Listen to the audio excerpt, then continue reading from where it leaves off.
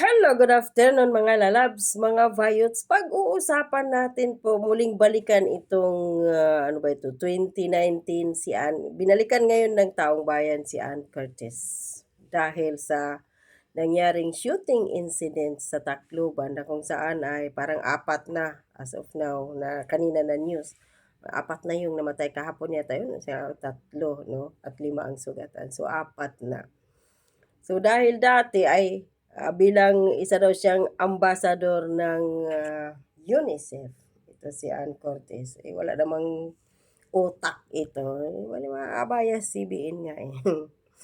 eh, hindi nakaligtas ngayon sa maraming mga Pilipino si Ann Cortez dahil sarap pag-uumpugin ang ulo nilang dalawa ni Kiko Matsing na yun yung author ng juvenile law.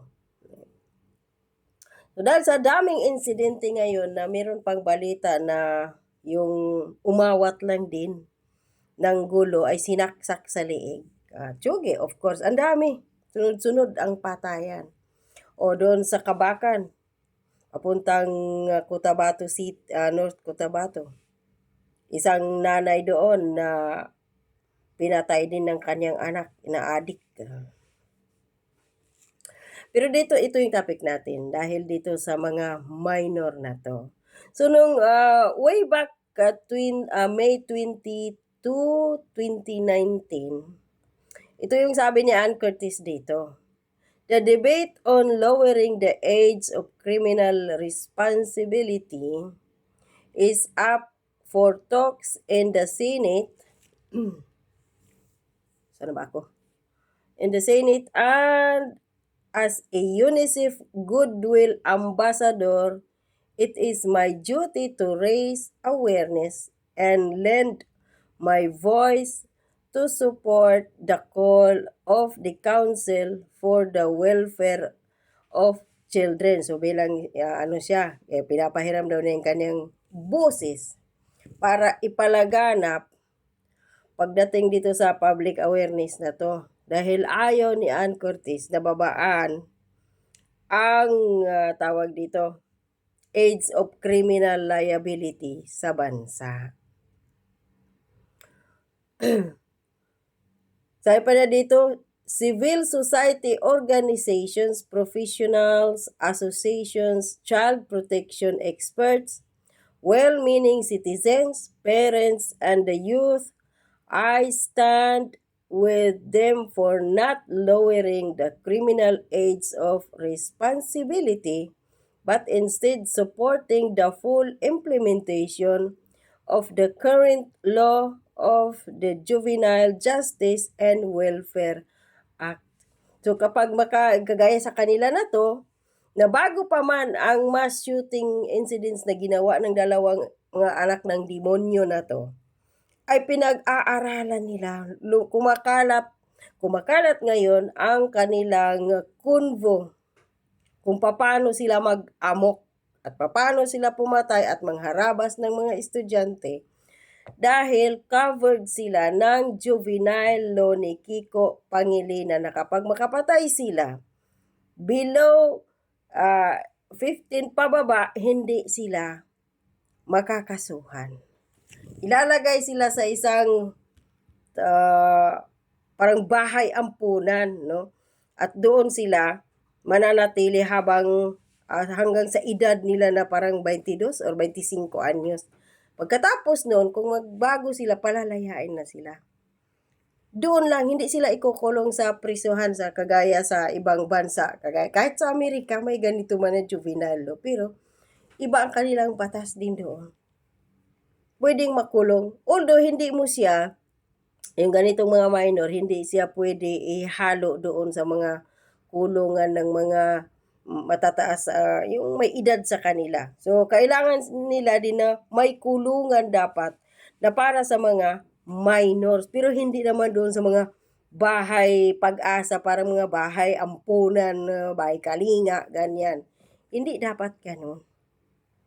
Pinoprotektahan pa nila yung kriminal kaysa paano naman yung namatay. Saan ang hustisya para sa kanila?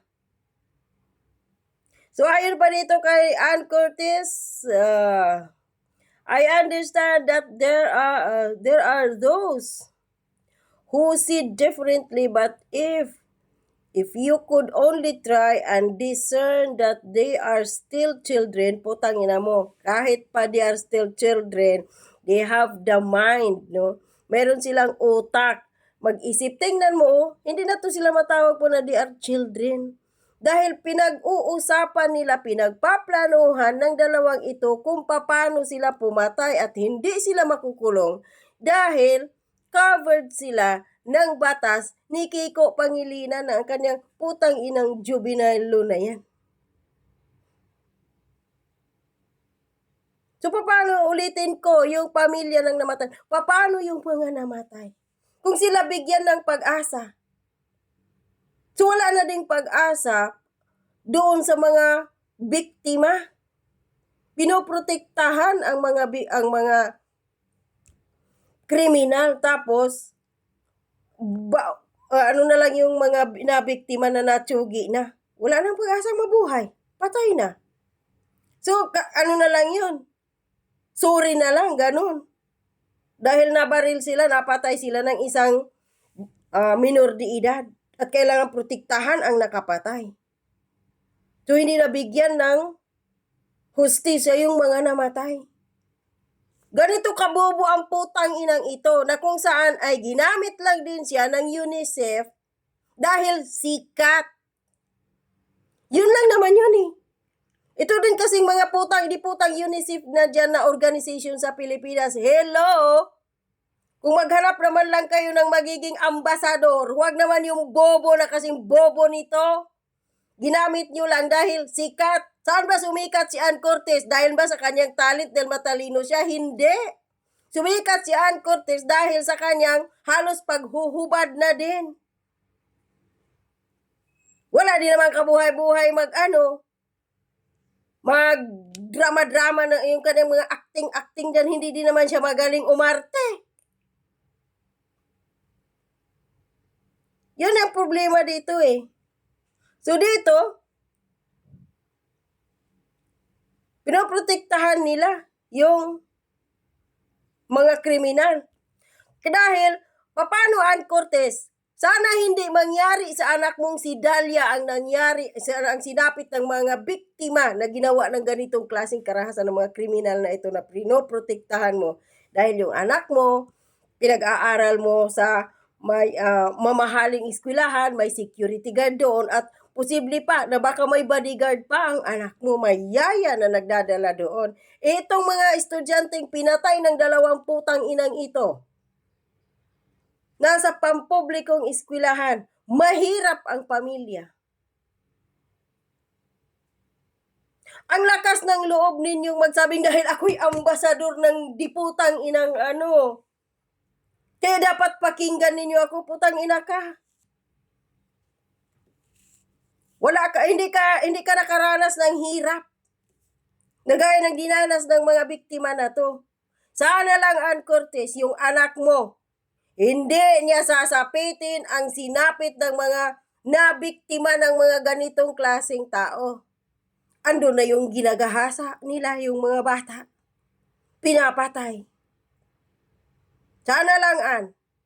Dahil sa pagprotekta mo sa mga kriminal, sana lang yung anak mo hindi mabiktima din ng kriminal. Dahil kapag nangyari yan, ito lang ha, kapag nangyari kay Dalia ang sinapit ng mga biktima na ng mga to, sigurado ako, gagawin ni Ann Curtis lahat ng kanyang resources, gagastusin niyang pira niya para lang makulong, mapatay yung pumatay sa kanyang anak na si Dalia. Sigurado ako dyan. Pero pagdating sa iba, sasabihin dapat siyang intindihin. Dahil ito may mga mga bata pa sila. Paano naman yung mga pinatay din nila, mga bata pa? Hindi na lang bigyan ng hustisya. Ganito kabubo si Ann Curtis na iniidolo ninyo.